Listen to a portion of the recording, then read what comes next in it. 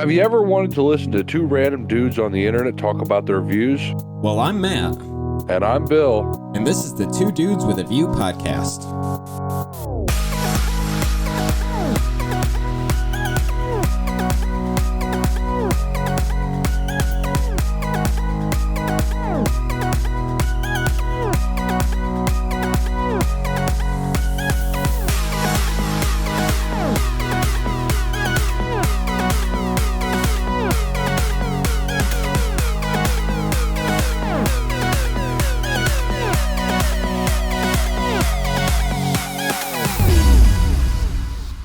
Good morning, good afternoon, good evening, everyone, and welcome to the Two Dudes with a View podcast.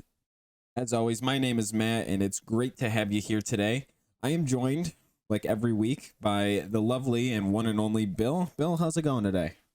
Oh, it could be better. The weather's a little bit miserable, but it could be a little bit better. You know, it is. It's been, I'm sure it has been down in Pennsylvania for you too. So I'm only a couple hours north, but it's been raining for what feels like 3 days now at this point, and I don't see any sign of it stopping anytime soon. Our rain's not like it's not bad. It's just it's not downpours. It's just this stupid, constant, misty, then sometimes rain, then mist. It's ridiculous. And it's like the big raindrops too. Like I'm talking like $50 size raindrops. So it makes it impossible to drive without just getting blasted by rain. It sucks. It really does. I'm hoping it slows down. I got next week off, so I'm hoping it slows down. But anyways, regardless, today we got a great show for you, and I'm super excited. We got a lot of great topics to cover. We're gonna be going over most of it. Honestly, is national news. We don't have a whole lot of international stuff today, but we've got quite a bit of United States and national news. We're gonna start off today by some White House stirrups and some news going on there, followed by some what feels like every week now at this point, major NFL news and trades and signings. I didn't think it could get any more interesting, but it sure has, and we'll cover that. Then we're gonna go into the oil and gas crisis that is. I'm calling it a crisis because it's almost $5 a gallon, and at that point, I'm sick of it, and it's a crisis. So we're gonna go into that. We can go with that. Followed by something that I feel very promising about, and we'll get into later. Elon Musk becoming a board member and a majority shareholder of Twitter.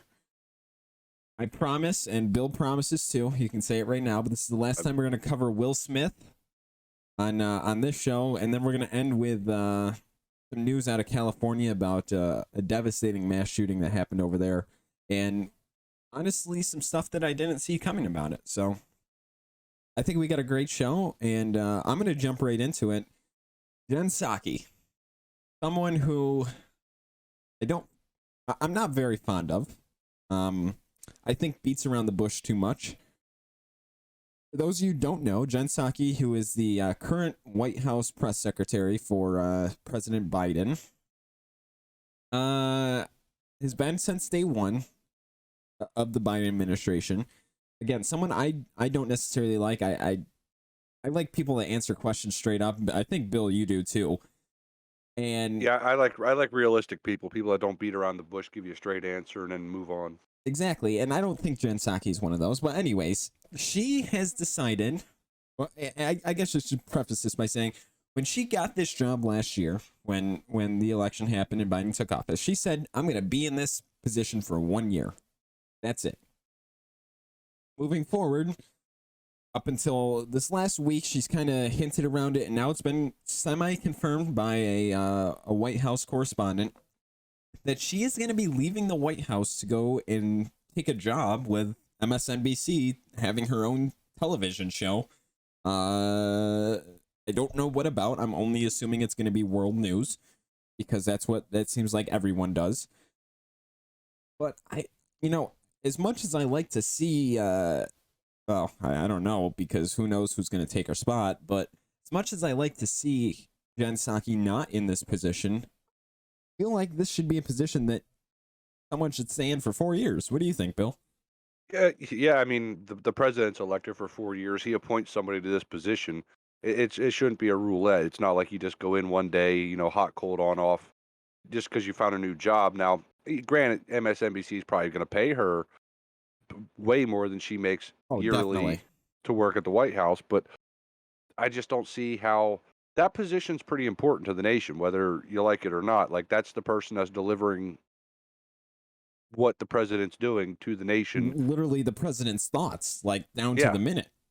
So And how is it like, okay, you had now the same thing happened with Trump too. So let's be fair, right? oh He yeah. had that Sanders and then that Sanders left and then that I don't even know what her name Well, I is. was going to go into that. So his first, and I did some research, and rough number average. The average that I saw for White House press secretaries was like 280 days they spent in the job, so less than a year, which to me was crazy.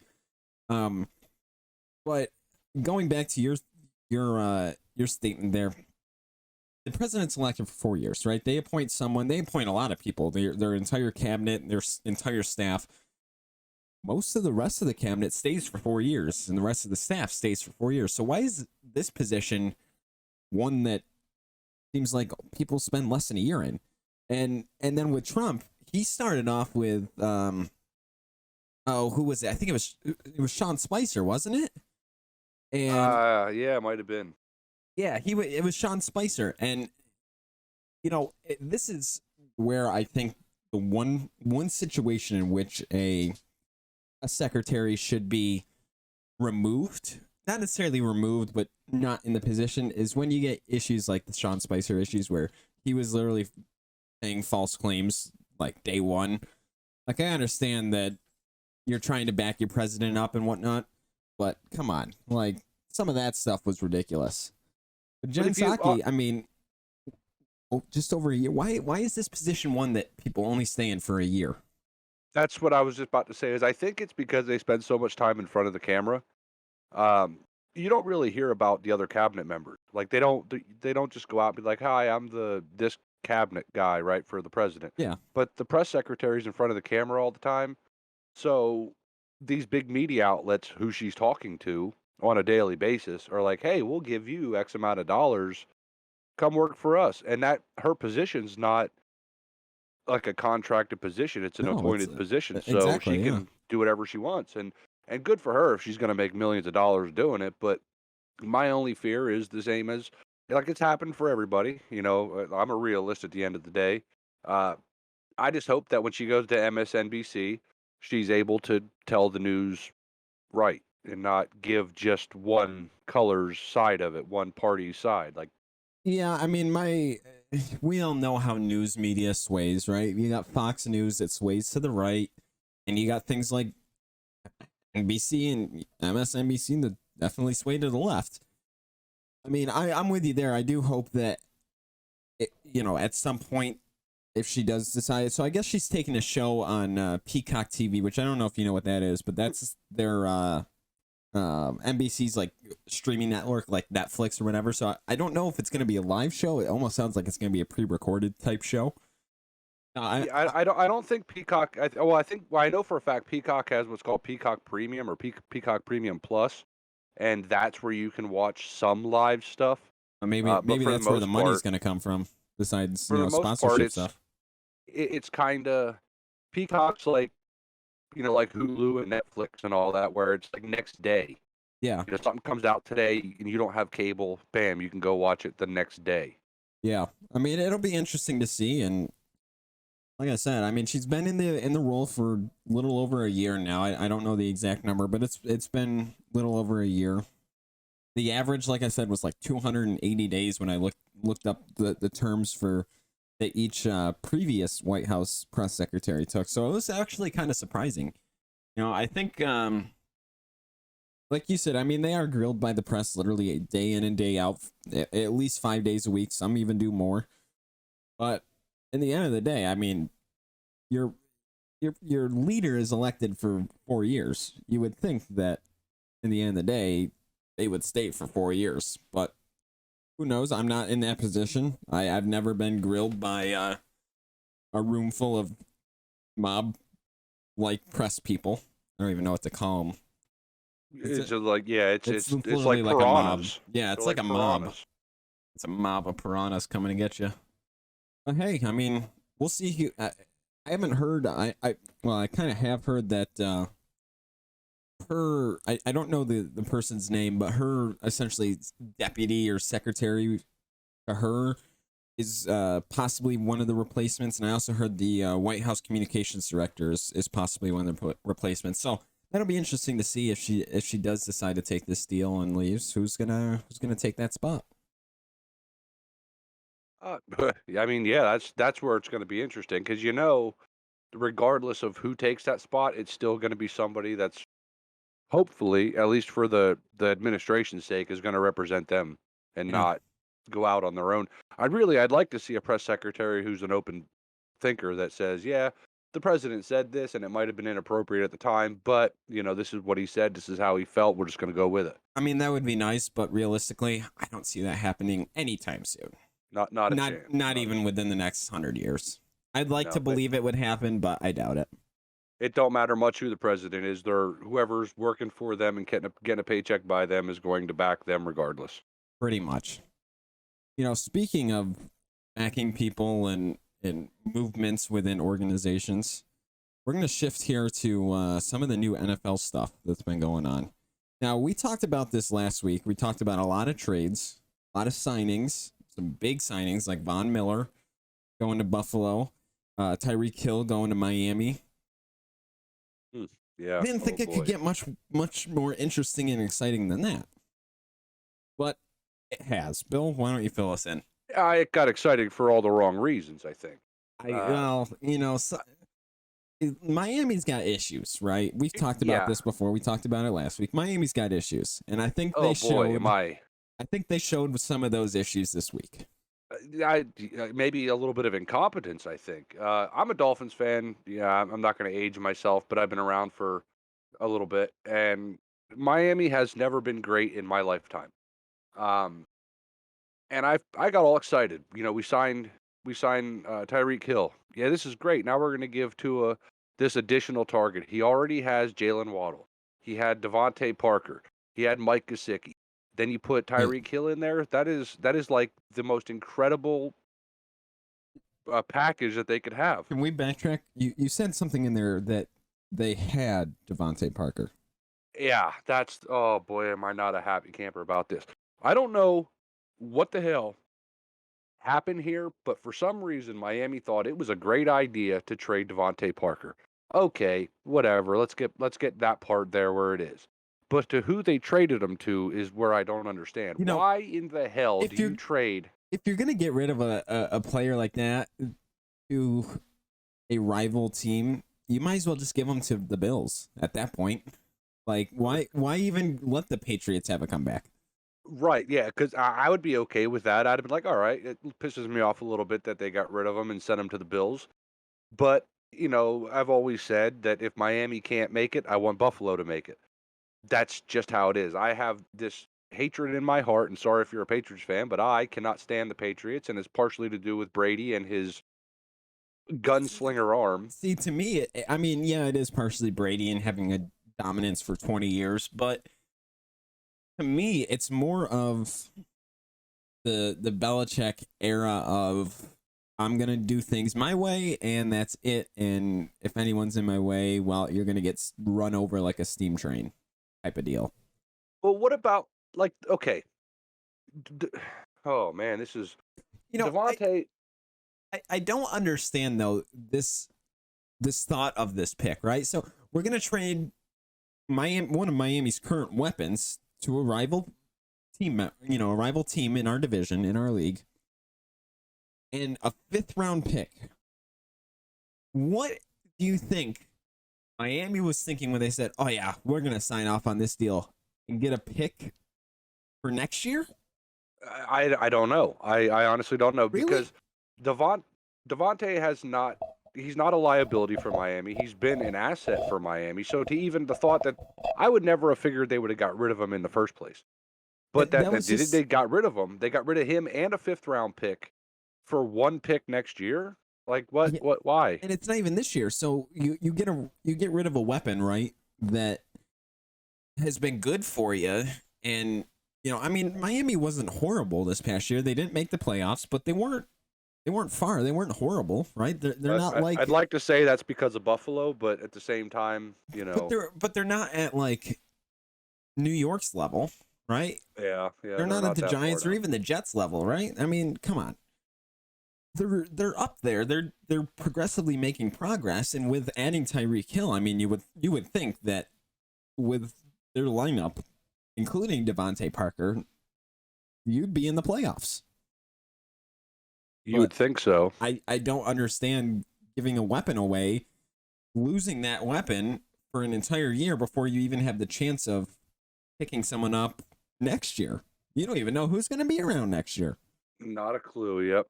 I understand picks and whatnot, like, if they trade them for a 2022 pick, right? The combine is over, the draft's coming up. You can kind of understand that, right? Where, okay, they saw something really good at the combine and they want it, but they don't have the position to get it. I can understand that. But really, a year out, come on, man. That's exactly. No clue. No clue what they were thinking. I don't know. And another thing, going into Deshaun Watson and everything going on there in Cleveland. I mean, come on. First off, what happened there, I think, is a load of horse manure because what they did was Cleveland, who has not been the greatest team in NFL history for the longest time, uh, did something that was pretty well unprecedented in the NFL. I didn't expect it coming.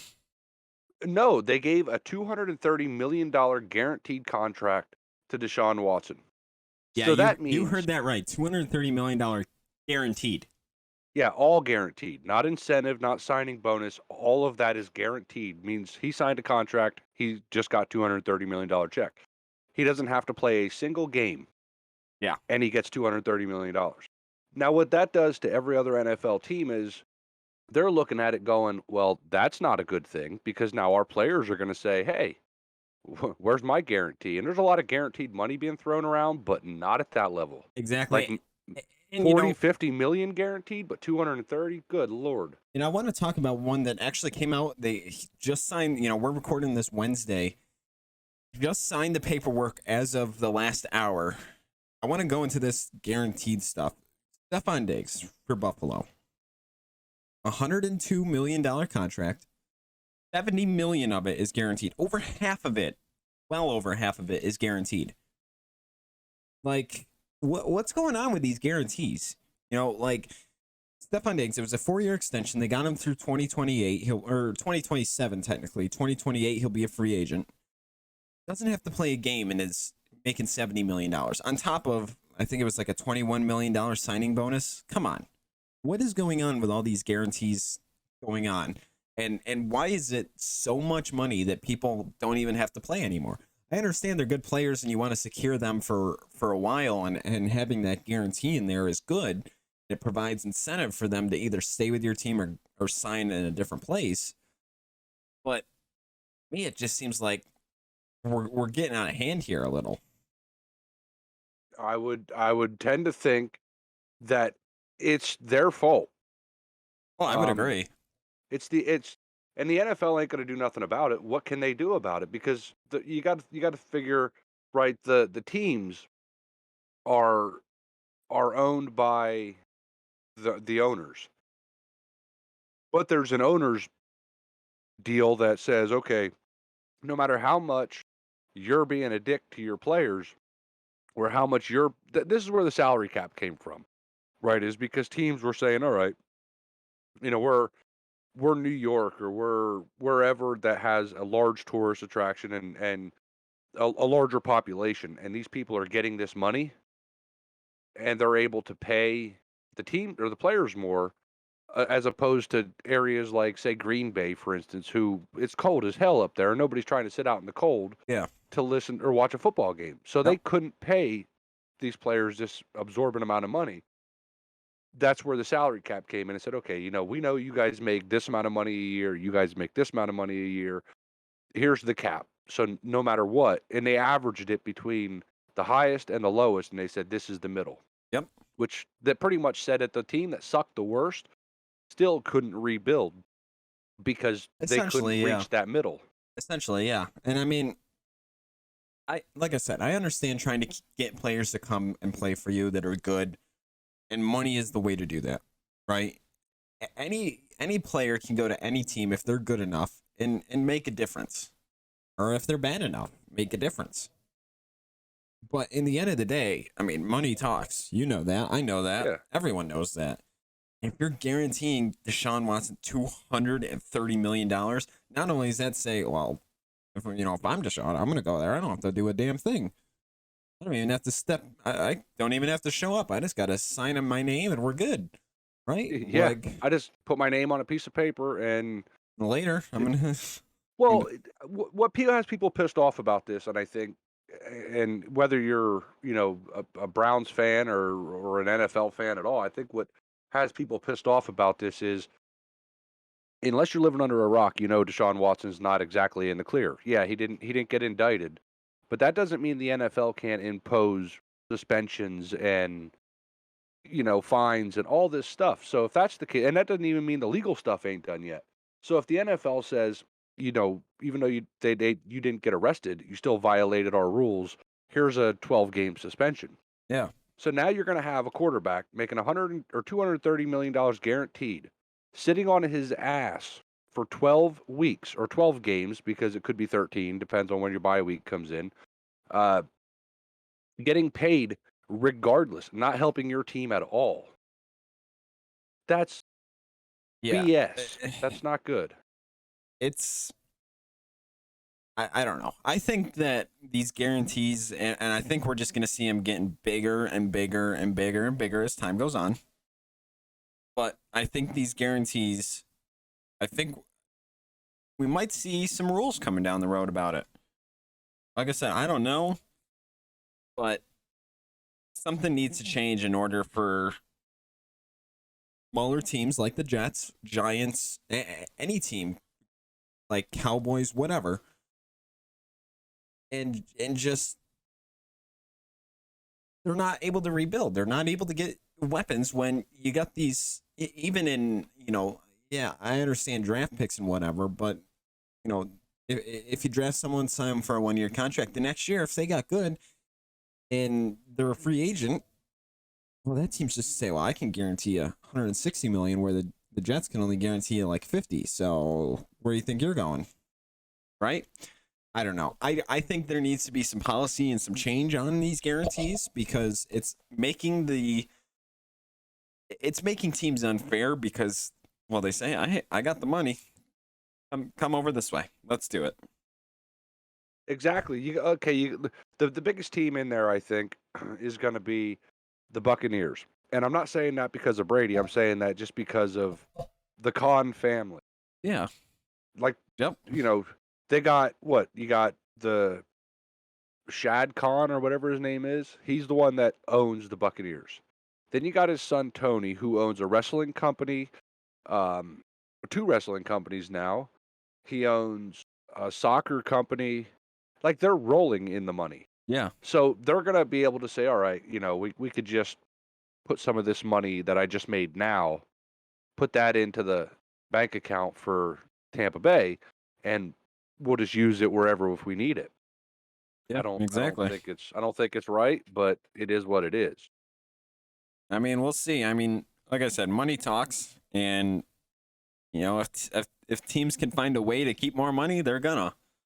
And I think we've seen that recently as well with another little NFL mix-up and scandal. There wouldn't be a season without a scandal. Come on. The Washington Commanders. Oh, boy, howdy. You're a businessman, Bill. You know business. You went to school for business. Yeah. Tell me how you can legally and ethically and morally hide 40% of your ticket sales from the NFL. First, well, you can't. Exactly. It's not even the NFL that they're hiding it from. No, it's everyone. What it does is the Commanders, whatever you want to call them. I'm just gonna, for the sake of this episode, stay with what it is. The Commanders. but uh, the NFL. So in business, you have to report earnings. Okay, so if I work for you and you own a chain of match restaurants, and I franchisee into your name, you're gonna say, okay, Bill, every quarter or every year, I need to see how much money you made or lost. Now we're gonna be monitoring it throughout the year, but Yeah, but officially, I need to see it. yep. So I don't understand how the NFL said, and I don't even know when this started. So it could have I started don't think 2 years anyone knows ago. when this started, really, to be Uh, honest. It obviously didn't start during the pandemic because there was no ticket sales to be talked about anyway. Exactly. So was this pre-pandemic and it just got figured out now that people are actually being back in the stadiums? Uh, Or was this just last year? yeah. So To the try fact that they're I wonder if that's what they were trying to do. Is it was last year and they were trying to make up for the loss of pandemic ticket sales. I mean, that's a that could be, possibility. but it's deceptive. It's not great. And the fact the NFL can't be stupid. You know, at every NFL game, there are NFL representatives at every game. So they could say, "Oh, hey, this stadium was half empty. These numbers kind of make sense." Or, "Hey, the stadium was half full or was completely full. These numbers don't make sense." How nobody caught up to this? I mean, obviously they did, so that's a good thing. I mean, yeah, But that's why did it take this long? And more importantly, what's the ramifications for it? see, I don't know at that point. Hiding 40, so the supposed number is 40% of ticket sales. Who knows how many that is, right? Where'd they get that number at? I don't know. See, that's the problem is every time you ask a question here, you don't know the answer. When did this start? Well, we don't know. How big is this? Well, 40%. Well, how'd you find that out? We don't know. Yeah, we're just throwing a number out there. This When could be when did you 20%, 80%. when did you notice it? Well, I don't know. How do you know at all? Exactly. But they put it out there and if you're I don't know, Dan Snyder, is that his name? The owner of the Commanders? Uh I want to say so. Yeah. I feel like the last name Snyder, I might be getting the first name wrong. But how can you now this isn't the first problem that's come out of Washington. Oh They no. had the whole racist message thingies going on or whatever it was where like the emails they fired the head coach Yep. over it. Yeah, I do Uh remember that. Yeah, Dan Snyder. so how can you this is like the Enron of the NFL right now. I And mean, anybody that wasn't around for Bernie Madoff and all that, this is a pretty big deal because 40% of ticket sales, you figure what's the cheapest ticket at an NFL game? Like 40 bucks, 50 bucks and it that's depends on where you sit. Yeah, I mean, all the way up top and where you can. It looks like a bunch of little M&Ms running around on the field. I mean, probably yeah, you're 60 bucks, watching it on a something like big that. screen, yeah. So, all right, so is this 40% over a season? Or are they saying this is 40% of ticket sales per game? Like that, I haven't heard anything about that yet. So, if if this is 40% of ticket sales per season, that's you're talking like probably close to $1 billion worth of ticket sales. Oh yeah, you're talking a lot. And it's they haven't mentioned it, but is this just ticket sales or is this sales in general? Are we talking food concessions here? Are we talking merchandise? What are we talking? No one knows. It could just be ticket sales, but if they're doing it in ticket sales, are they doing it elsewhere? Well, they also have another set of problems aside from that is the uh, the federal government is investigating them. Apparently, they've been running two books. Yeah, that's a Uh, no-no. that's worse than the 40% ticket sales, in my opinion, because I would that's agree. saying they're keeping track, their taxable finances, they're keeping track of two separate ways. So they're And clearly, it's not a good two separate ways to, make sure you got checks and balances and everything lines up. No, no, no, no, no. well, It's not that way. if they're being smart in a deceptive way, but if they're being smart, they're providing the lowest book Agreed. to the government because why pay higher taxes than you have to? which Exactly. means then they're committing tax evasion and tax fraud. I don't think that Dan Snyder can be the owner of the Commanders or his wife. I think his wife's like the de facto owner right now because of all that stuff with the emails. I wouldn't be surprised. But either way, if she doesn't know about this, um, shame on her because she's the owner. And if he knows about it and she don't know about it and she's running the day-to-day operations, then they might have to go see a counselor together. But They either might, way, yeah. I don't think that the Snyders can run. I don't think. I think they're gonna get at the least pushed out and forced to sell the team. Yeah, the owners are going to have to vote, and this is making every NFL team because now I can't look at Miami and say, Oh, I boy, wouldn't be able to look at Buffalo and say, "Oh, the Pagulas, you're doing a great job. You just, tax evasion, add it to the list of things you've done wrong." No. Is Stephen Ross creating tax evasion? Is this going to prompt the federal government to investigate the NFL, which would not be great? Honestly, I think it kind of needs to. It wouldn't be great, but it might need to happen at some point. I mean, does this fall down on the commissioner? Is it his fault for not ensuring that the information he supplies to the federal government is accurate? But is it, regardless of that, is it his fault for not checking on these things, every quarter or timely, right? I mean, like we said, we don't know how long this has gone on. I heard Roger Goodell. This could turn out it's been going on for 10 years. I heard Roger Goodell and Dan Snyder are really good buddies. I wouldn't be surprised. So if that's the case, that don't look good for neither one of them. And you got one who's the commissioner of the NFL, basically the owner of the NFL that oversees everything. And then you have one who owns a team within it. That looks very much like a scratch my back, I'll scratch your situation. Exactly.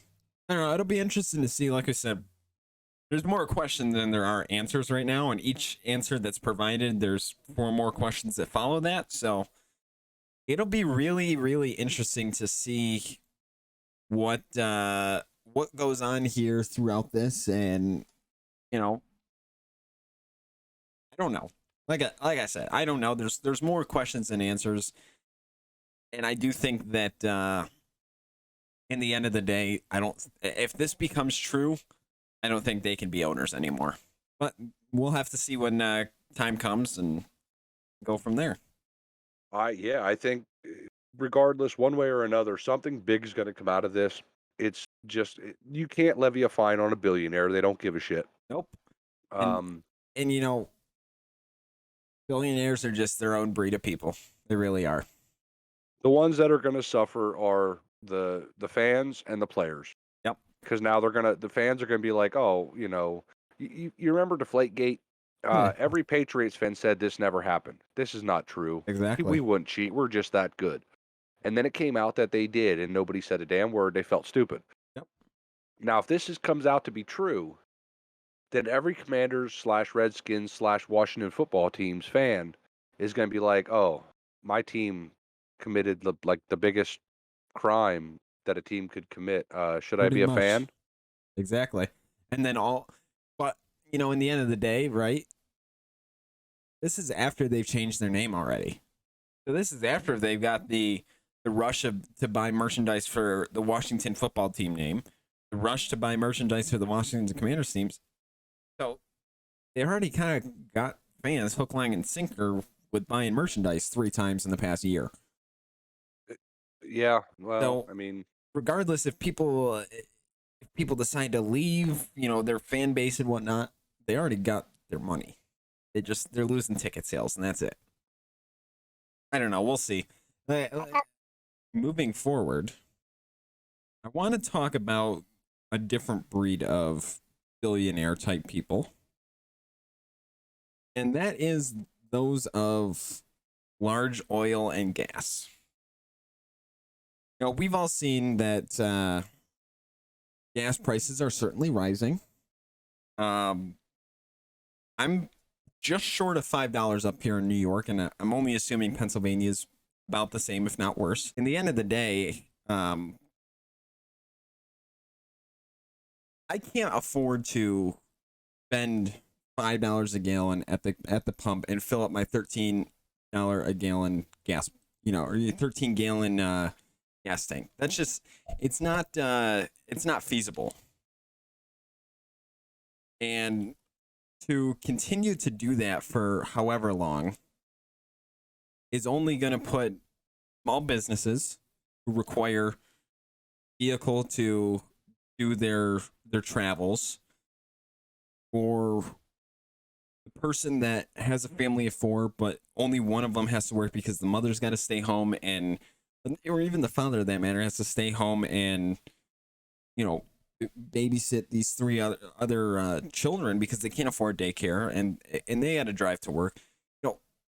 Gas prices going up is ridiculous, and we all know it's because of, at least short term, because of the Russian and Ukraine conflict. And hold on, time out.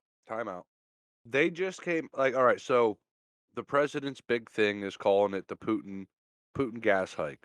yep, I heard on the news, I want to say earlier today, could have been yesterday, that gas was progressively going up at the same rate that it has been since the invasion. It was progressively going up at a rate comparable to that prior to it. So whether or not Russia invaded Ukraine, I we do would have agree. still we would still reach these numbers. I So do I mean, agree, yeah, but sure. what I'm saying though is, at least short term, their excuse for it is because of this conflict. I'm not saying that it's directly related to, and maybe it partially is. But at least their direct explanation for it is because of this invasion of Ukraine by Russia and others. Well, Russia was they do send out a lot of I a think, vast majority of as I say, the world's oil. most of the U.S. oil does come from Russia, and they do have that pipeline, but you know, I think it's time, and I've said this before, that we start switching back to U.S. oil. You know, oil. I don't know what the barrel price is today. Quite frankly, it keeps changing so much I can't keep on top of it. But we got a pretty good reserve, and President Trump, when the cost of a barrel of oil was super low, filled our reserves to the max, filled them as high as he could. However, just just a day after last week's episode came out, and into this past couple days, there have been some reports, and it has been made official now at this point, that President Biden has decided to release 1 million barrels of oil from our national reserves per day for the next 180 days straight. That's not a lot. No, I it's mean, not. If you think about it, so on average, and I did some math here, the U.S. averages about 19.78 million barrels of petroleum a day. Now, by petroleum, I mean gas products, whether it's diesel, well, not necessarily diesel, but gas or high ethanol, whatever it might be. 19.78 million barrels a day, right? That's 7.22 billion barrels of petroleum for a year, 365 days. 7.22 billion, with a B, barrels of petroleum a day. You know, Bill, how much 1 barrel of oil produces in gasoline? Normal car gasoline. I can't imagine it's a high number, but The one barrel. So is a barrel considered 50 gallons? Like, what's a barrel? It's 48 gallons. So it's a little bit smaller. 1 barrel of oil produces, depending on how hard you refine it, about 20 gallons of gas. So that's one car. One car can go to the gas station. My gas tank has a 13-gallon limit. So between me, if me and you went to a gas station, I could fill up and you'd have 7 gallons to fill yours up on a good Well, that day. wouldn't even come close. That one I have like a 18 or 9. I have a van, so it's got a big tank. So yeah, I mean, you're filling up and there's no gas left for a car, right? So we're releasing 1 million barrels of oil a day. Okay, 1 million barrels. 1 barrel produces. Well, hold on. 20. Based off your math, I don't mean to cut you off, but based off your math there, if two people can get gas out of one barrel, that means that uh, 1 million barrels, that just means that only 500,000 people are going to get gas in the entirety of the United States.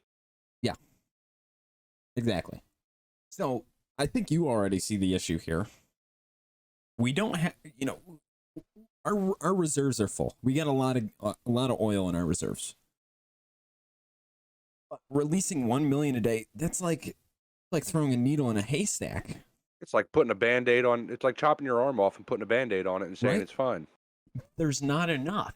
So what are we gonna do to supply the rest of the country with gas? Well, we're gonna keep buying it, right? Yeah, But apparently, we're going to what, have to. but what problem does that solve? Now our Because national deficit goes up, which means taxes go up, which means gas prices go up. So there is no winning. exactly, and on top of that, right? We already covered that Russia supplies the largest amount of oil to the U.S. Don't we have these things called sanctions on Russia right now? Yeah. So doesn't buying oil from them kind of make those sanctions useless? Well, we're not allowed to buy oil from them because we sanctioned them. But And even if we were allowed to buy oil from them, we sanctioned them so heavy that they wouldn't sell us oil. So exactly. So then we just removed the largest oil supplier for the U.S. right out of just gone. And now what? Well, now we I gotta have a find other ways. I have a solution. Yeah. Reopen the Keystone Pipeline. There you go. It's you would think it would be hard to find a solution to this. You really do. And I'm not saying that the pipeline is going to be easy, but I mean it's definitely going to help, don't you think? Well, I've heard that if the pipeline were to start production again or start building again tomorrow, because they're not even done building it before they tap into it, that by the end of the year they could be ready to start pumping oil. So we'd still be screwed for the next what, Eight, 7 months, 8 months, seven, whatever eight it is. months, yeah. Depending on their timeline, but yeah, pretty much. But then starting next year, ho ho, would it be you get your income tax back and you don't have to worry about spending or putting half of that back for gas or whatever? Like No, the idea to shut the pipeline down, that was an impulsive decision, as a spiteful decision. It wasn't a good political decision. It wasn't what's best for the country. It was no, definitely this not. this is what I promised on the campaign trail. I didn't expect to get elected. I got elected. Uh-oh, what do? I got to do something drastic. Yeah, I'm not a professional in oil pipelines. I'm not a professional in oil refining, but if I could think of a way to get oil from point A to point B across our own land in a quick and easy way, wouldn't you think that would be beneficial?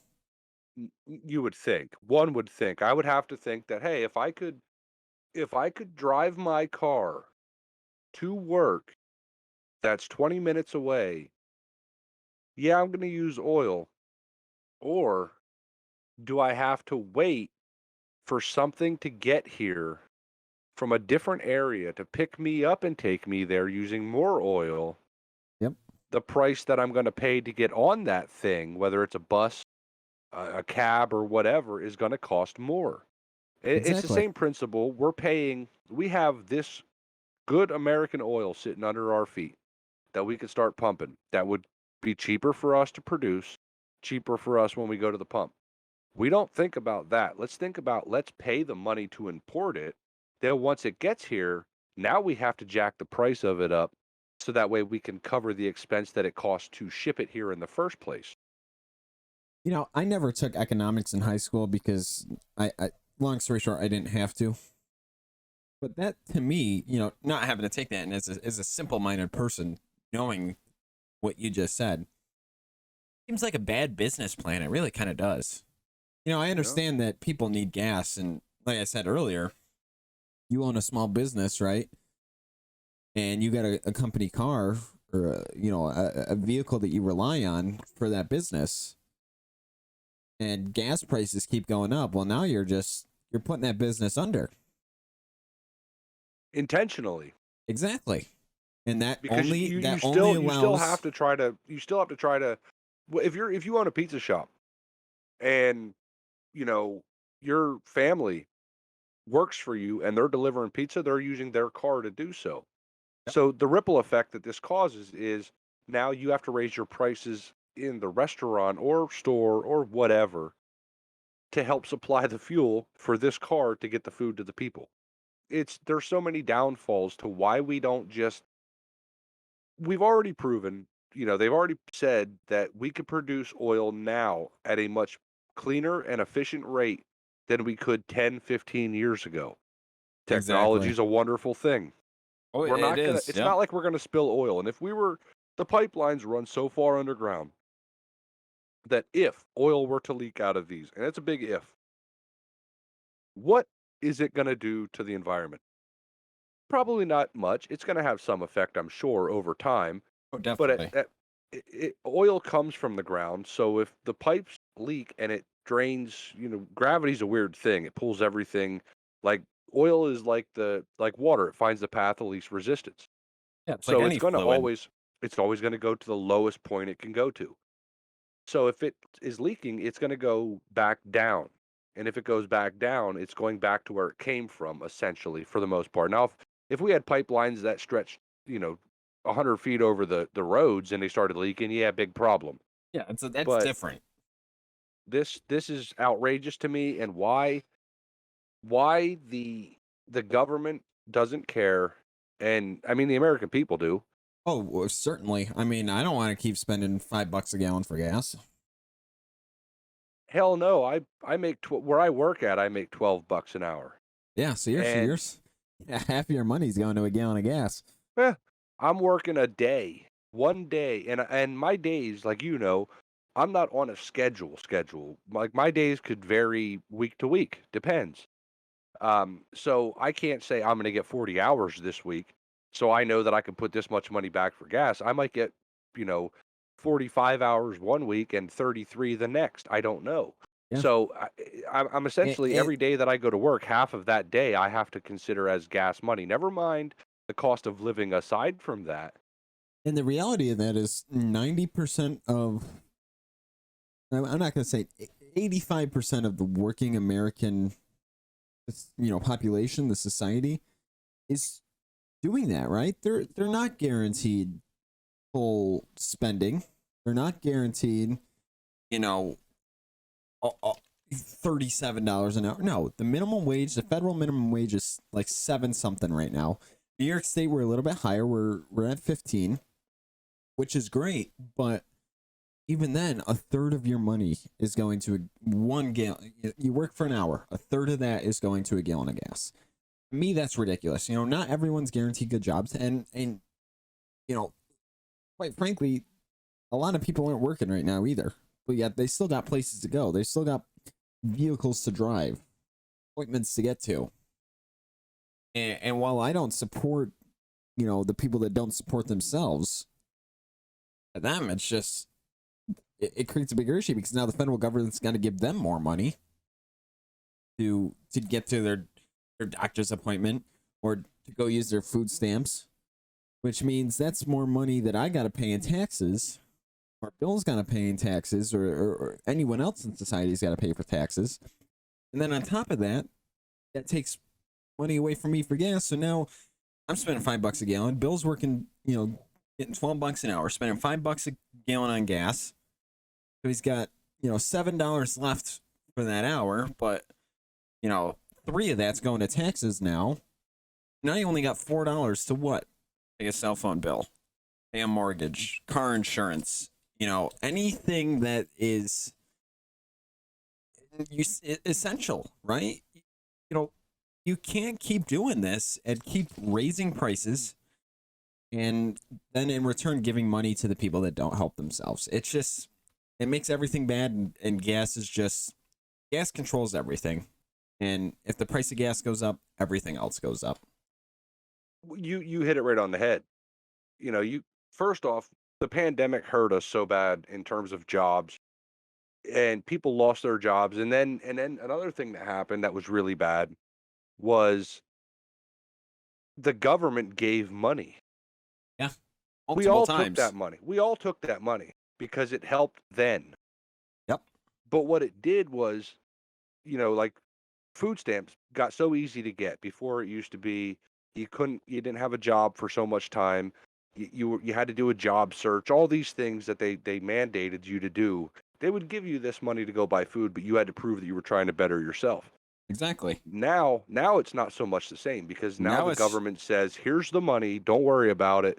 We're just going to tax the people that are working and raise the prices on the people that are working because the people on food stamps, they don't care. some of them are working, and being honest and claiming things the right way, but for the most part, not so much. And They're and I support the ones that are doing it right.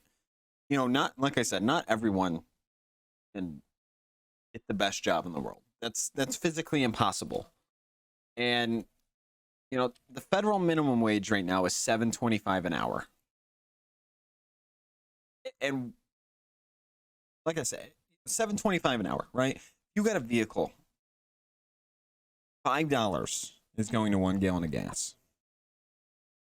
You're not going to spend the $2.25 you got left over to cover everything else in your life. That's just not going to happen. Between food, other bills to keep a roof over your head, keep the car in your name, that's not going to happen. And like I said earlier, gas controls everything. Price of gas goes up, the price of the delivery for your food, the price of the delivery for literally anything you buy at a store, because truckers need gas too. Price for everything in this nation, in this world, will go up and only make things worse. Well, I mean, to piggyback off of that, before we recorded this here today, I went out to get some stuff from the store so that I didn't have to worry about doing it, later today. And we got the menu to get food, and the place we went to scratched out all the old prices and wrote in the new prices, so everything was pretty much written in. And to compare the prices from what it was to what it is now, things went up by like 40, 50 cents. Yeah. So like, And while that doesn't seem like a lot, it is when it starts adding up. yeah, and uh, unfortunately, nothing's gonna change until we make it change. And by that I mean we as a country have to say, okay, to hell with you. We're gonna not drive for a day or two and see how it goes. It'll never happen. No. Right? Like you can't say everybody please stay home for 24 hours. And the problem Don't with that drive. is they know it won't happen. The government knows that not there is no way in the world that this country is going to stop driving for 24 hours. No way. Hell no. It can't happen. If this country would collapse if that happened. And they know that, so they don't care. Yeah, they got us by the balls and we're along for the ride. Pretty much. Moving forward, we spent quite a bit of time on large companies and oil and whatnot that's going on there. I want to talk about another large company though, and this is recent, just came out yesterday or the day before, and is something that I think personally will be a good change moving forward. But that is Elon Musk and Twitter. Rocket Man. Elon Musk now owns, I think it's 9% of Twitter, something like that. I know he's the largest shareholder in Twitter now. And then after he did that, Twitter said, "Well, why don't you just come join our board of directors? Come on, you'll be all right. Let's do it." So not only now is he the majority shareholder, got the most shares of that company in general, but he's also on the board. Which means his voice matters. I think we're going to be seeing some changes in Twitter. Yeah, you might see Donald Trump back on there for too long.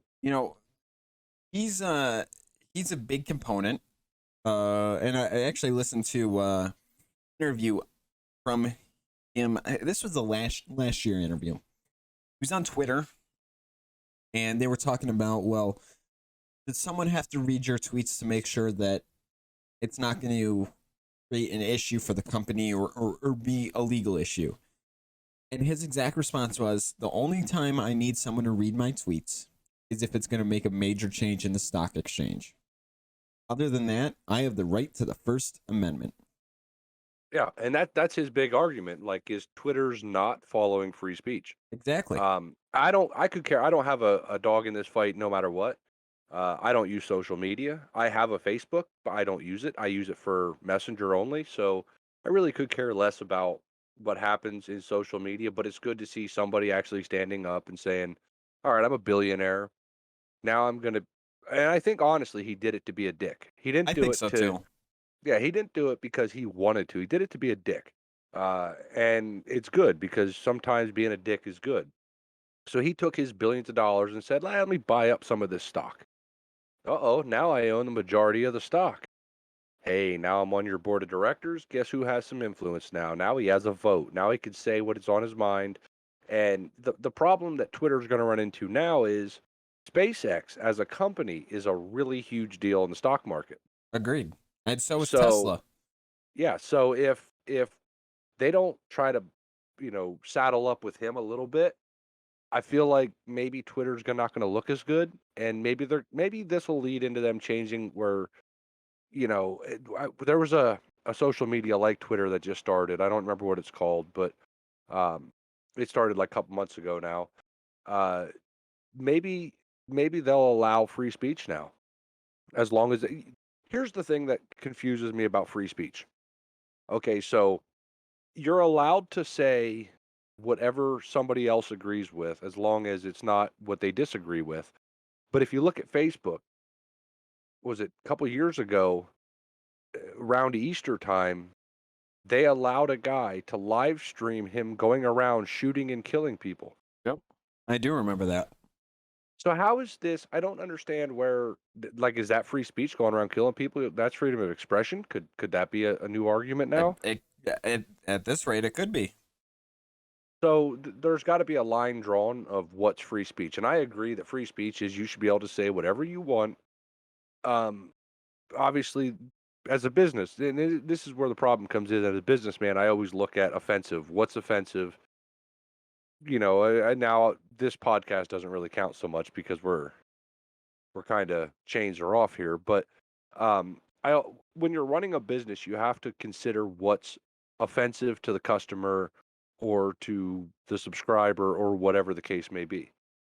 Problem that goes on in this country is a lot of people have the same views. The vast majority of the country has the same views, and it's hard to offend those who are not offendable. So if you say the word shit, and 10 people are offended, but 100 people like it, then I think the word shit should be acceptable. Uh, you got TV shows now, like sports and uh, what the hell, that wrestling company that allows their people to say shit on TV all day long, and Yeah. it's fine. But it's not okay to say, so and so did something wrong, and I'm telling you about it here on this thing. Nope, fact check, wrong, taking it down. You're banned. Yeah. I That's mean, not right. and like I said, I do agree. There needs to be a fine line between what freedom of speech is and what isn't. But in the end of the day, I mean, there's been so many things said nationally by public officials that I didn't agree with. You might not have agreed with, but someone else did. You don't see me going around saying, "Oh, I don't agree with that. Take them down. Not free speech." Come on. Right, like the news itself is, Exactly. you got CNN and all those other ones that support the Democrats, and you got Fox and the smaller grassroots news places that support the Republicans. So when CNN goes on and filmed, uh, what's that old lady's name now? I can't remember. Nancy Pelosi talking about during the impeachment of Trump, and she, like, basically defamation of character. She Yeah. attacked him and said everything that she thought was bad about him personally. That's freedom of speech. But if, according to the social media platforms, that should have been all censored and not have been allowed to hit the air. Exactly. Yep. I mean, it's such a double standard nowadays that I don't think there's any controlling it, but I think that Elon Musk stepping up and not only buying nine something, I think it's like 9.1% of Twitter stock. and then also being appointed to the board of directors, I think that's going to be definitely a step in the right direction. We'll see when time comes, but with his Can't go following, wrong because I don't see him. I don't see him selling his stock, so he's going oh, to be there definitely for the not. long haul. And with his groups of people, I mean, he's got like 80 million Twitter followers. With the amount of people that love him, I don't think you can have a controversial topic come out of there. I mean, we'll see, but I think it's definitely going to be a step in the right direction to free speech, and we'll see from there. I mean, anything can happen. We've definitely seen it before, but we'll see what happens with Twitter. Maybe they'll get out of the gutter a little and start being supportive. That old adage, acted. I don't know what that word is. I'm trying to say, but that old saying goes, "Only time will tell." Exactly. So, speaking of only time will tell and freedom of speech, and I promised at the beginning of the show this would be the last time we talk about it. Bill, I want you to promise right now, because you didn't at the top, that this will be the last time we talk about it. I didn't, and I should, because regardless of what they decide, I promise this will be the last I bring it up unless something huge comes up from it. And I'm not talking about them taking away a trophy. I'm talking about something big, like lawsuit, legal stuff. I mean, yeah, I mean there's so much potential here, but Will Smith, we gotta cover it. Will Smith, Chris Rock. We talked about it last week. We went into some detail, but the Academy is now investigating the incident, which we knew they were gonna after last week. But what I'm about to say, or maybe Bill, why don't you say it? So unprecedented. We've never seen it before. We have seen them take a award away, but Yeah, we've never seen it for this reason.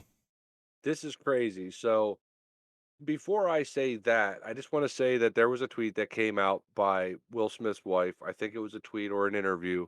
I seen it that said that she wishes now that he would not have went up and did that. Uh, but it's crazy the fact that Will Smith, who has been around for ever, acting in sitcoms and movies and I wherever mean, he's as long as been. I can remember, he's been around actively acting. Yeah, he left the Academy. Now, that's like the Motion Picture Guild, like that's a big thing. Like there's That's yeah, huge. I was trying to he think of a left that. comparison, but I really don't have one. The only comparison to that could be relevant to anybody that would give a damn would be like Tom Brady actually retiring. You know, if when Tom Brady leaves the NFL, it's going to be different because Oh, Brady's not going to definitely, be there. 100%. And it's the same with Will. You know, with him leaving the Academy, what that essentially means is he could go act in a million movies from here till the end of his life, and he can never win an Academy Award. Yep.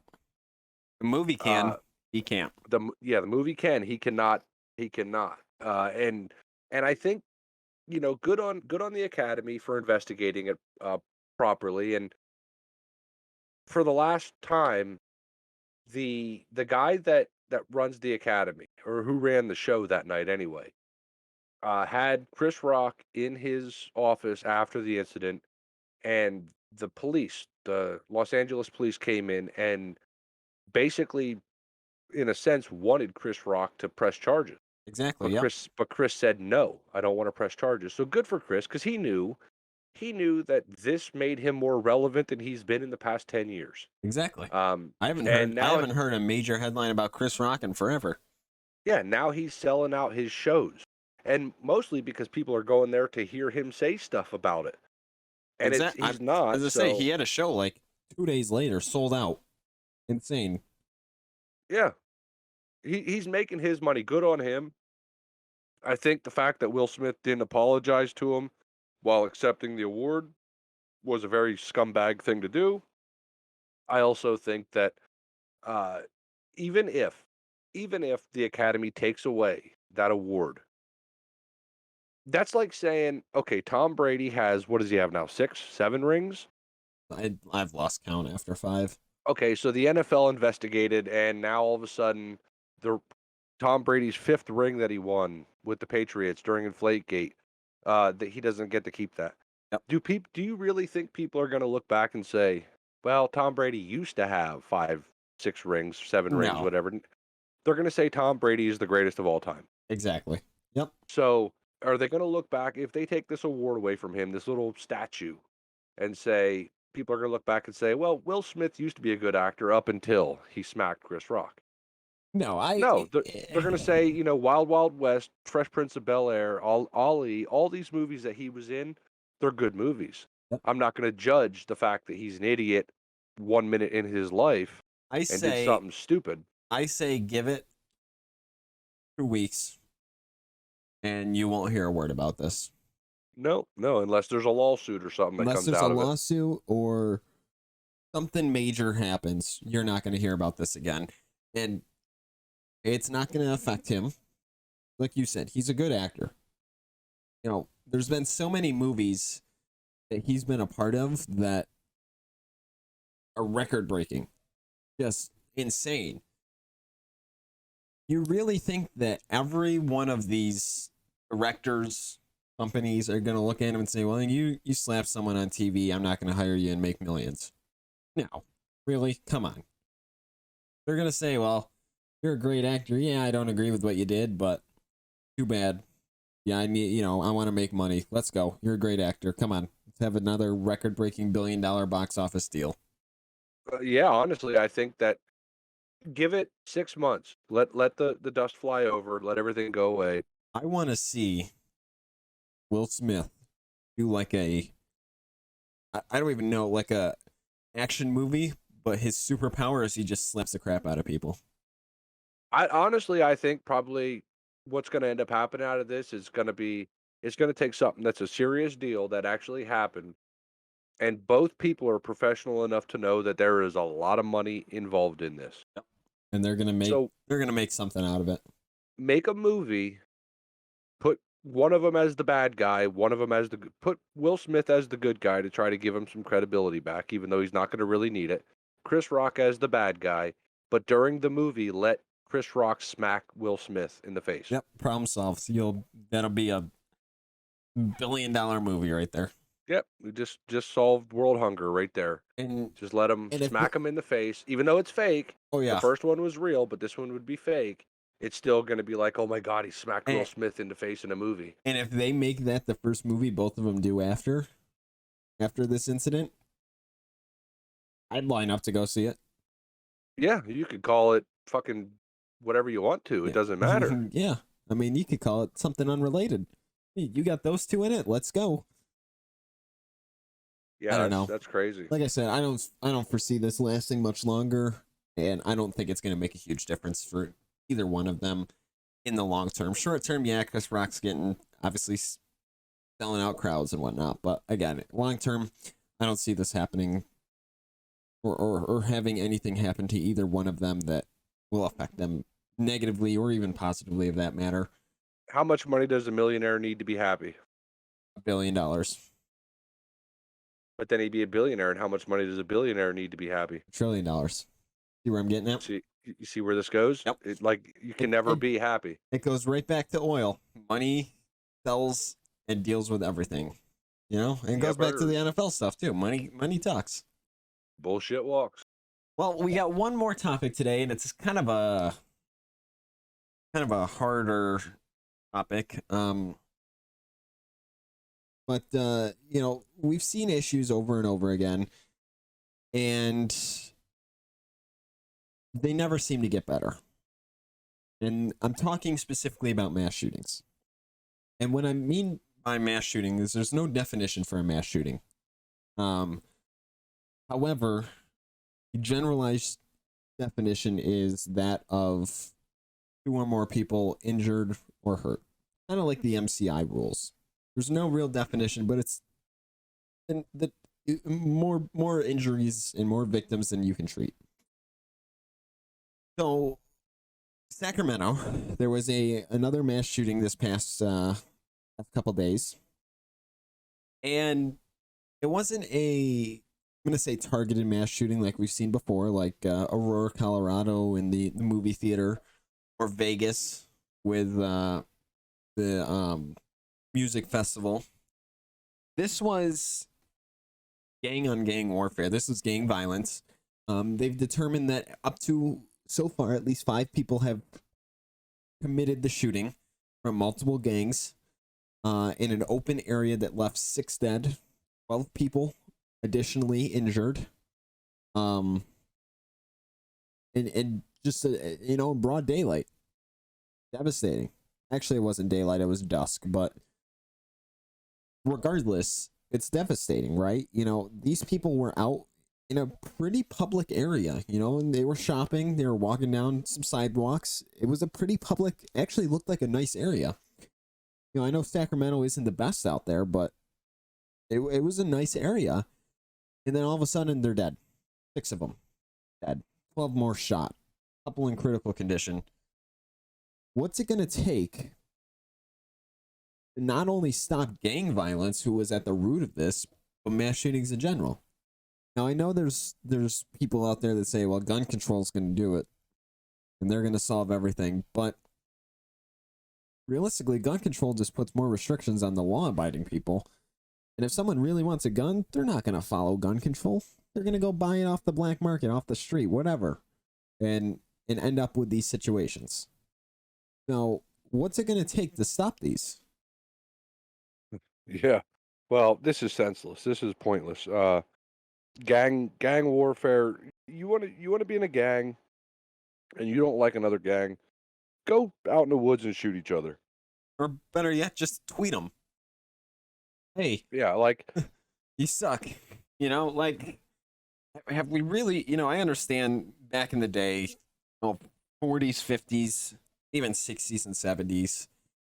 The solution was, if you were in a gang and you hated another gang, you're going to go put a hit out on them. You're going to show them who's boss. You're going to show that you can do the work to control an area. But as cities become more popular, as populations have increased, and, gangs have increased, there's so many of them now. Is it still logistically smart to do these types of hits? 5 people have been arrested, right? I don't know how many people were there in relation to the gangs. I don't know how many people actually shot. They've confirmed 5. I know 3 have been arrested so far. They're looking for the other 2. So clearly, with our advances in policing, we know who these people are. So what's the point? You're making here's things my worse. opinion on this. Not to mention, exactly. Not to mention, of the 18 total people that were injured, 6 dead, 12 killed, 6 dead, 12 injured. None of them were in a gang. They were all bystanders. So Well, that just means they suck at shooting. what exactly did this accomplish? Well, my view on this is very simple. It's been this for many, many years. I'm a little bit old school. I believe in the knuckle up or shut up policy. If you got a problem with somebody, punch them in the face, do whatever, fight each other. Or This whole don't do anything. yeah, or just suck it up and walk away. But this whole acting like a bunch of fools with very limited brain cells and thinking you're tough or something because you got a gun, and then you find out that you see stories like these where 6 people are dead, 12 people are hurt, whatever the case may be. Uh, how many of the people that are dead were the shooters? You said none. None. That means all innocent. Everybody that got killed was innocent, didn't do nothing to nobody, was living their life. But these idiots with no brain cells didn't like the color these people were wearing, so they shot them. All 18 people who were shot were innocent bystanders. That, like I said, it was in a nice area. They were out shopping, walking down the sidewalk, street, whatever, just enjoying their night, and they got shot. None of them expected it. None of them were there on purpose to do a shooting. It was just unprovoked and uncalled for against them. But what spurred? Is there anything that says what spurred this? So this is so very fresh. Last time I heard, they were still gathering evidence at the scene itself. 2 days later. So I don't know exactly if they have determined a cause as of now of what spurred this. If there was any issues or whatnot. I can only assume though that there was some sort of previous hit or whatever interaction that sparked it. Maybe one gang was in the other gang's territory at the time. I don't know. Listen, there's so many things that can set off a gang at this point that I've lost track. And Well, everybody that's arrested deserves the maximum punishment affordable by law. I agree. And unfortunately, it won't be horribly hard once you're able to figure it out, but they're reporting 5 shooters. They got 3 in custody, looking for 2 more that they've confirmed. I don't know how many actual gang members were there. I can only assume it was more than 5. Just based off what I've read and heard and saw about gang activity, I can pretty much assure you that there was more than 5. With that many shooters, with that many bullets flying, it's going to be so hard to determine what happened exactly. And it's going to take time. It's going to take a lot of time. And, these are the things we want answers immediately for. I don't think we're going to get them. And quite frankly, I think this is going to be just like every other mass shooting where it just falls off the face of our earth. But what about the people that are dead, the families? Like, they can't file a wrongful death suit because these gang members, they probably still live with their mommy and daddy.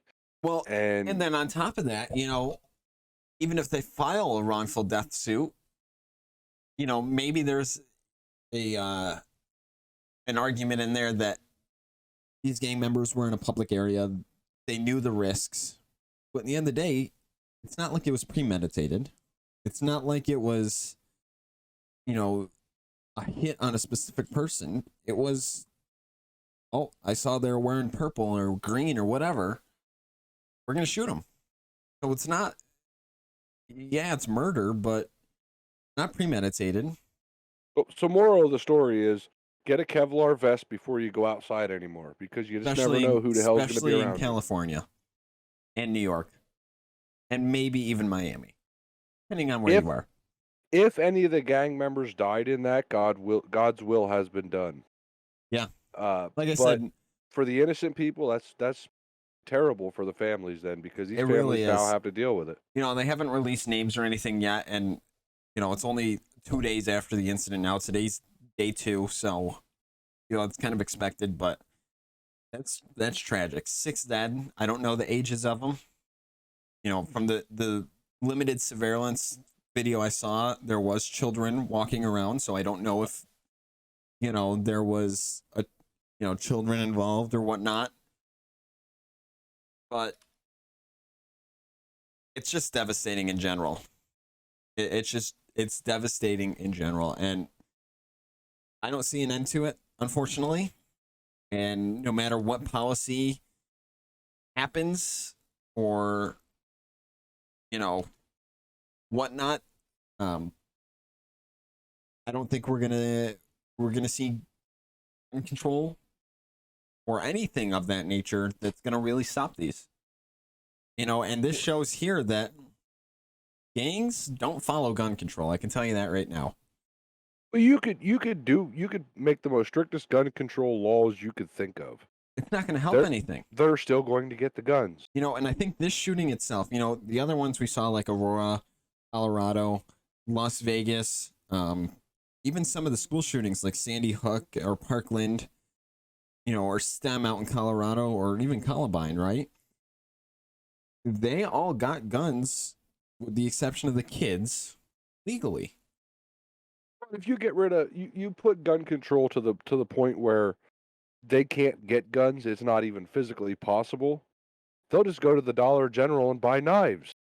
Like you're not going to stop it. You just got to contain it, but you have to do it smartly. Or better yet, buy a 3D printer and make the guns themselves, because that's already happened. Yeah, 3D printing guns. Yeah, you could do that. No matter what you do, it's not going to stop people. Well, now we're going to ban 3D printers? No. You're going to ban knives? No. How am I going to cut my steak that I'm going to have for dinner tonight? Come on. Or if they somehow ban knives because the blades are so long, then people are just going to mow each other down with cars. What are they going to do? Ban cars? I'd like to see them try. No, Like, because no, they can't ban cars because going back to gas prices, they want to make money. yeah, there's no winning in this situation. These Nope. people that do shit like this, they should be. It's sad that we don't have it anymore, but they should be hung in a public square. Yeah, it's sad. You know, and I'm gonna cover probably in a future episode here because it is coming up, and I have been keeping up with it. But the Park Lane shooting, he did, get a little off topic here. I'm only gonna spend a couple seconds on it. He did plead guilty to all the charges. A couple months ago now. The state's still trying to get the death penalty for him, and I fully support that. Like I said, we're going to cover that in a future episode at some point. But I support the death penalty, and I think these people need to get that, and maybe that'll stop them. Who knows? Hopefully, something's got to give because this is outrageous. Yeah. Well, as we're getting to the end of our episode here. I know I said that was our last topic, but I do want to cover some breaking news that's actually just coming to us now. We're just getting the headlines on it. We talked about it last week for quite some time, but we are getting confirmation that the United States Senate has just confirmed the newest justice to the Supreme Court. Now, the appointment is not going to be immediate. Because there are still currently 9 justices on the Supreme Court. But Justice, I can never say her first name, Justice Jackson Brown, I'm going to just call her that, because that's her last name, has been confirmed to the Supreme Court with a 53-46 vote. So one person did not vote. I'm going to be curious to see who that is, because there should be 100 votes total. But yeah, so three Republican senators voted for her. Obviously 46 Republicans did not. We talked a lot about our thoughts last week on her. Bill, you said numerous times, both in the recording last week and while me and you have just been talking outside of the recordings, that you've never seen, and I've never seen, a Supreme Court justice get denied. Yep, never. I didn't expect it, for her to get denied and unconfirmed. I was expecting her to be confirmed, whether it's a 50-50 tie and Vice President Harris had to break it, or like we saw today, three Republicans voted for her. I was expecting her to get confirmed. I don't know what that's going to mean for the Supreme Court. Obviously, she's the first woman of color. I should specify first African American woman to be on the bench, 5th woman overall. So I mean, it is going to add quite a bit of diversity to the bench, and I don't know. We'll see. Only time will tell, like we said earlier. Yeah, it's that's not a position that you leave in 4 years. That's a forever position till you step down or die. That is a forever position that, yeah, I mean, we'll see. Well, like I said, she's the first Black female to be voted to the court. She's the first Democratic individual to be voted to the court in the past, I think, 12 or 13 years. So, I mean, that's a long time that Republicans have been able to put people on the Supreme Court. The thing that's going to make it interesting is Trump had, what, 3 people he appointed? 3 or 4. What's on the bench right now? 7 or 8 people? There's 9 people total on the bench right now. The person that she's replacing is not stepped down yet. Right. So okay, it's an odd number of people. Yep.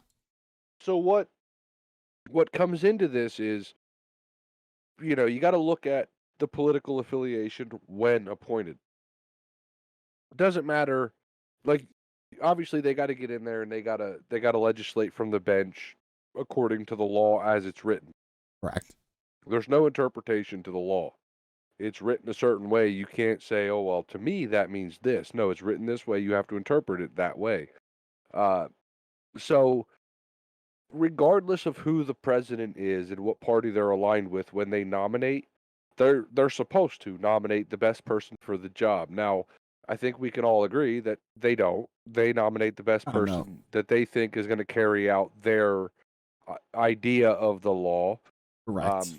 And it's backfired on quite a few presidents, actually, like where they've put people in there and then this person has not voted the way that they thought they would when it comes to major issues.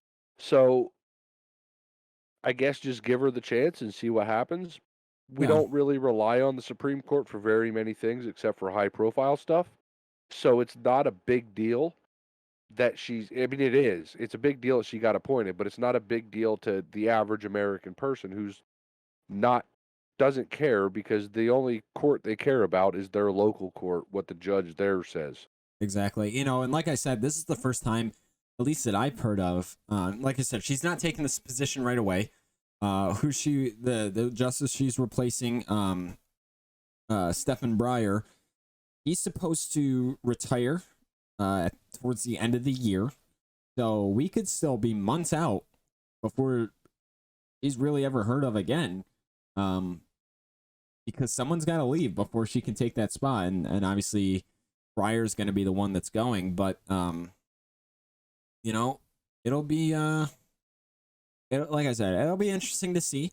It'll definitely sway the court a little bit more. Not much, but her opinions and her insight on life might change things a little. You never know. Hey, I'm interested to see what happens. I am too, and you never, like I said, you never know, and only time will tell. But with that being said, that's going to conclude our show today. You know, it's a fun show.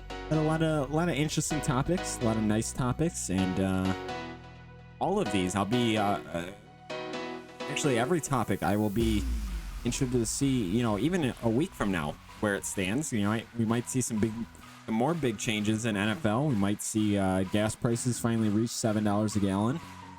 Might see. Don't say that like you're setting a goal. Well, yeah, it's like golf. The lowest score wins. Might see some changes to Twitter, or maybe even Will Smith one award less. You never know. Anywho, Bill, thank you as always for tuning in and spending this past hour and a half with me. I do appreciate it. It's always nice to have you. It's always nice to have you here. With that being said, if you have any questions, comments, concerns, want to reach out to us about anything, feel free to email us. That's at 2dudeswithaview@gmail.com. That's the number 2 dudeswithaview@gmail.com. We'll be happy to answer any questions you have, comments. You want to reach out to us about a topic you would like to hear about, feel free to do so. Bill, why don't you tell them about the Discord we got as well? Yeah, I'm not really good at all these string of things, but we have a new Discord that we just opened up a day or two ago. If you want, jump into the Discord. Matt here will put the link to it in the description of this video or wherever it could be accessible to you to click on. Jump over there. We're gonna have, there's times we might just jump in and talk to you, or ask people to come in and talk, give your ideas for upcoming episodes, whatever the case may be. But Matt will put that in there. Yeah, I mean, that'll be a fun time. Like I said, or like Bill said, there's times we'll stop in and just chit chat with you, or there's also ways on there that you can communicate with us directly and talk with us one-on-one or in private if needed, and mention your ideas, and hey, maybe you can even be a guest on the show at some point. So with that being said, we're excited that episode 2 is now in the books, and we're ready for episode 3 coming next week. So thank you all for tuning in and enjoying the show. Bill, you got any last words for him? Stay safe. Yeah, definitely stay safe. With that being said, hope you have a great morning, great afternoon, great evening, whatever time it is for you. And we'll catch you next week. Same time. Have a good one, everyone. Later.